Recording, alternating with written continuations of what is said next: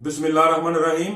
इंसान को कभी भी अपने जमीर का सौदा नहीं करना चाहिए, खुददार रहना चाहिए, इकबाल का शहीन बनना चाहिए। क्यों कि अगर तुम अपने जमीर का सौदा करते हो ना तो चंद वक्त के लिए तुम्हें शोहरत, इज्जत, पैसा वो तो मिल जाएगा, लेकिन आखिरत में और दुनिया में भी तुम्हें सिर्फ और सिर्फ जलील होना पड़ेगा, जलालत ही मिलेगी। इसलिए अपनी परवान को ऊंचा रखो, इकबाल के शहीन बनो। और ये चीज के शॉर्टकट, जिंदगी में शॉर्टकट कुछ भी नहीं है, शॉर्टकट से कुछ भी नहीं हासिल होता। शॉर्टकट से जो कामयाबी मिलती है ना उसका एंड जलालत पे ही होता है।